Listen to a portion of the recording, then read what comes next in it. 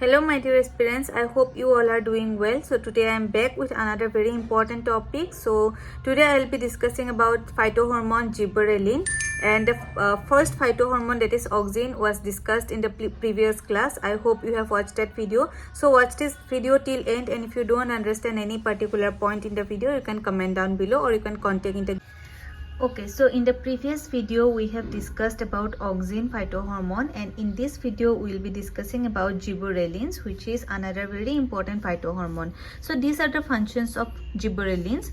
The primary function of gibberellin, which you have to remember, is seed germination. It helps in seed germination. It breaks dormancy of the seed and helps in germination. It helps in bolting. It helps in fertilization. It helps in parthenocarpy. Bolting means formation of a rosette structure. Fertilization means flowering. It helps in flowering.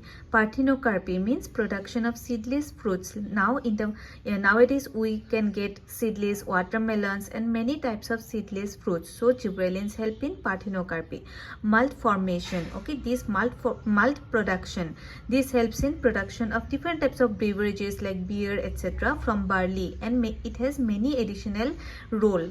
Effect in photomorphosis. So gibberellins, remember, it helps in etiolated growth. So if you want to know about what is etiolated growth and what is the effect of gibberellin in photomorphosis, I'll make another video on that.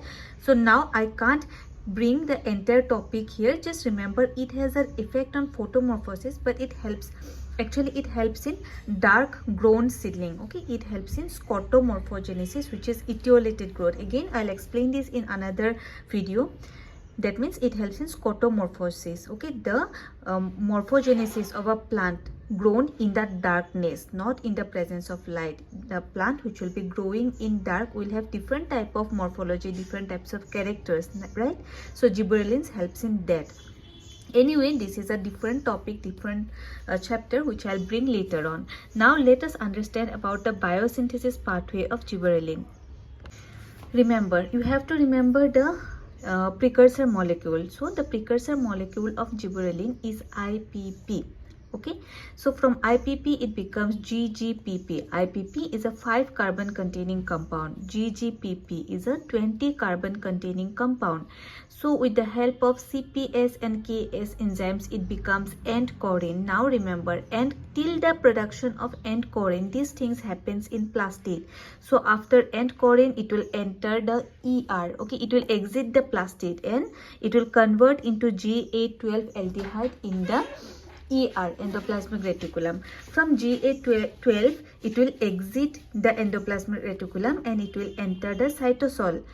GA12 will convert into GA9, and GA9 with the help of enzyme GA3 oxidase, it will become GA4, and GA4 will later become GA34. Now I'll explain this, what is GA4, GA34 and all. Just listen carefully till now.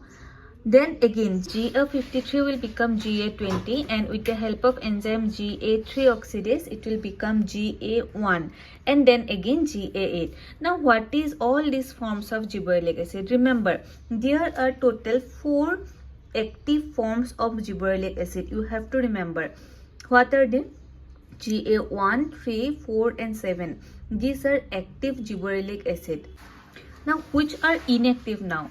Any gibberellic acid which will be apart from these 4 will be inactive. Now GA12 inactive, 9 inactive, 34, 8, 20, all of these are inactive gibberellic acid.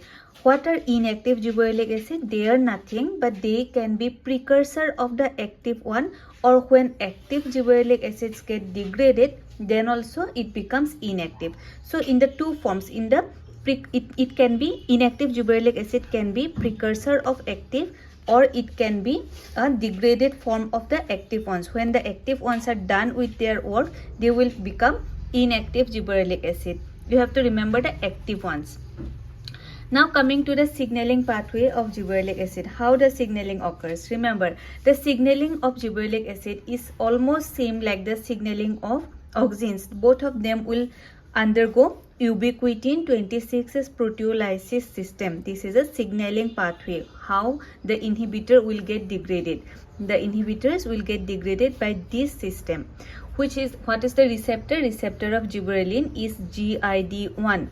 Ligand will be obviously gibberellin. Inhibitor will be DELA. Transcription factor will be MYB, and this is the signaling pathway. Let's quickly see the signaling in details. Let's quickly understand the signaling of gibberellic acid or gibberellin. So remember, when there is gibberellin, the signaling occurs in the nucleus like this. So when there will be gibberellin, then this is the receptor. The name of the receptor is GID1. So the gibberellin will come and bind to its receptor. Then this binding of the gibberellin and the receptor will degrade DELA. Why? Because DELA was the inhibitor. How it was inhibiting the signaling? See, in the absence of gibberellic acid, DELA, this is DELA. DELA was sitting in the gene of MYB. What is MYB? MYB is the transcription factor.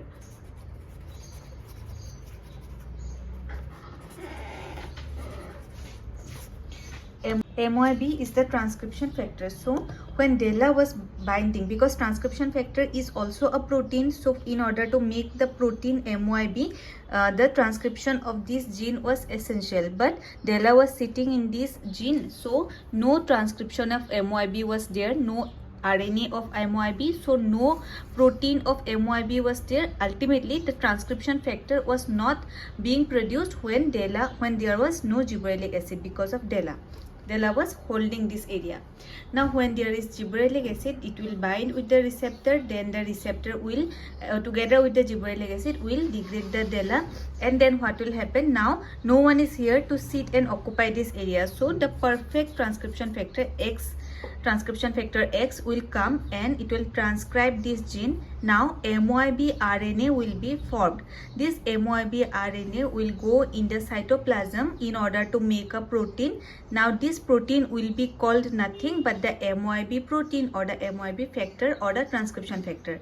This transcription factor, now it is ready. Now what it will do? It will go and transcribe this important gene. What this gene is? Alpha amylase gene. When MYB will sit upon this alpha amylase gene, then what will happen? This transcription will be there. Transcription of alpha amylase into alpha amylase RNA, mRNA. Then what will happen? Alpha amylase mRNA will exit the nucleus and enter the cytoplasm.